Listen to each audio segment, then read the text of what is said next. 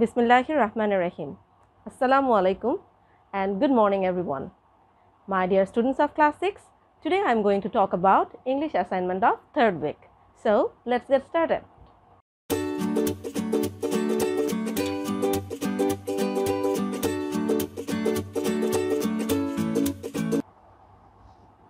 Dear students, the topic of our assignment is justifying the title of the poem Holding Hands, and you have to write at least 5 sentences.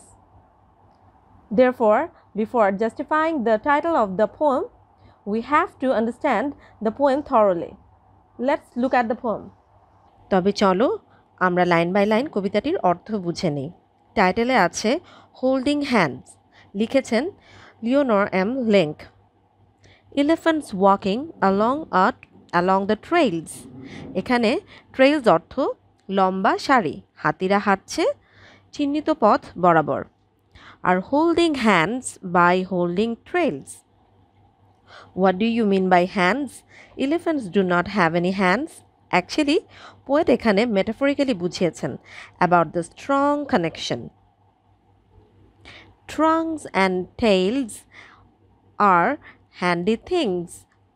Trunks মানে হচ্ছে সুর ও লেজ সুবিধাজনক জিনিস। ওকে, তোমরা যদি ছবিটির দিকে তাকাও তাহলে দেখতে পাবে they are walking one by one following the footsteps of the previous one. In the same way, we should follow the footprint of the great people and stay together. তারপর দেখো, and when they walk, it never fails. এটার মানে কি বোঝাচ্ছে? People should follow a certain way and they will never fail, rather they will get success in their life. এবং last দুটো line দেখো এবার, they are holding hands by holding tails. তাহলে কি বোঝা যাচ্ছে? In this poem we found the hidden meaning of our life. আমি তোমাদের অ্যাসাইনমেন্টটি বুঝিয়ে দিব কিভাবে লিখতে হবে, কিন্তু হুবহু অ্যাসাইনমেন্টটি করে দিব না, কারণ তাহলে অ্যাসাইনমেন্টের পারপাস কিন্তু সার্ভ হচ্ছে না। এই ভিডিওটি দেখার পর তোমরা বুঝে নিজের ভাষায় লিখে নিবে, কারণ তোমরা জানো যে যখন তোমাদের অ্যাসাইনমেন্টটি কোনো টিচার দেখবেন তখন তারা তোমাদের অ্যাসাইনমেন্টটি জাজ করবেন কি দেখে, তোমাদের আইডিয়াস, তোমাদের content, how you have used your language and your organization, that means your chronology, how you have arranged your writing, তোমাদের স্পেলিং, গ্রামার অ্যান্ড পাংচুয়েশন, এই সব কিছুই দেখবে, তাই না? তো সেই ক্ষেত্রে আমি চেষ্টা করব তোমাদের কিছু পয়েন্ট আকারে বুঝিয়ে দিতে এবং তোমরা বুঝে তোমাদের নিজেদের ভাষায় নিজেদের মতো করে লিখবে। তাহলে ফার্স্টেই চলে আসি টাইটেলটা হবে হচ্ছে justifying the title of the poem holding hands. এটা সবার একই রকমই হবে। তারপর যেটা আছে what is the poem about. আচ্ছা, তাহলে পোয়েমটা কী নিয়ে হচ্ছে? The poem is about some elephants walking in the circus ring. এটাও মোরলেস সবার একই রকমই হবে। এখন আমরা যে নেক্সট পয়েন্টে আসছি সেটা হচ্ছে why are they holding hands. এখানে আমি তোমাদেরকে কিছু পয়েন্ট আকারে বুঝিয়ে দিচ্ছি, you will write in your own way. তাহলে কি কারণ হতে পারে why are they holding hands, the elephants are holding hand? হতে পারে to prevent them from falling, isn't ইট?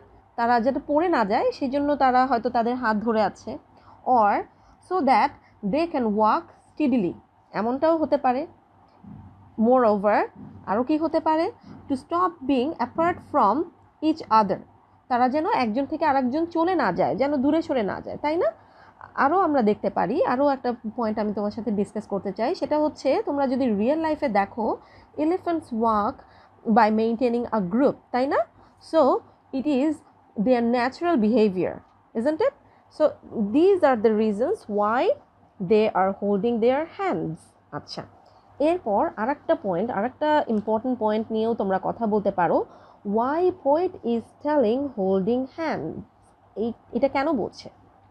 এটা তোমাদের সাথে আমি আগেও বলেছি যে the poet has used this word metaphorically, তাই না? তাহলে কি হবে? Metaphorically the poet compares their system of walking with holding hands, এভাবে করেও তোমরা বলতে পারো। ওকে, এরপর কি আসে? ফাইনাল পয়েন্ট, ফাইনাল যেটা আসছে সেটা হচ্ছে জাস্টিফিকেশন, যেটা নিয়ে আমাদের এই এত কিছু লেখা বা এত আয়োজন। ওকে, তাহলে কি হতে পারে? The title of the poem is completely correct, তাই না? তোমরা এটা বলতেই পারো। অ্যান্ড রিয়েলিস্টিক অ্যাজ ওয়েল, তাই না? এটা যেমন রিয়েলিস্টিক তেমন রিলিভেন্ট এবং তেমন কারেক্ট। তোমরা যার যে ধরনের ওয়ার্ড ইউজ করতে চাও you can use it, because তোমরা যদি দেখো they never fall, they stay in unity, তার মানে কি হচ্ছে? কারণ হচ্ছে they always help each other, তাই না? By holding hand. এই কারণটাই তো তারা দেখা যায় সারাক্ষণই যা করছে সেটাতেই তারা ফেল হচ্ছে না, যেটা লাস্টে, কবিতার লাস্টে আমাদের কবি বুঝাতে চেয়েছেন।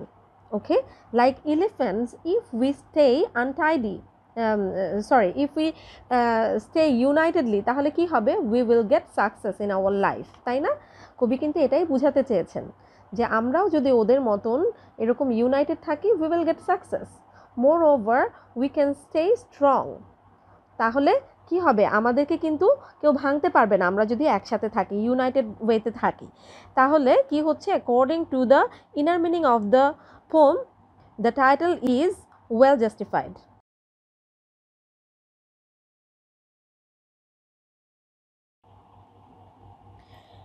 Dear students, Holding Hands is a famous, symbolic, and universal poem, and I hope you will be able to justify the title of the poem.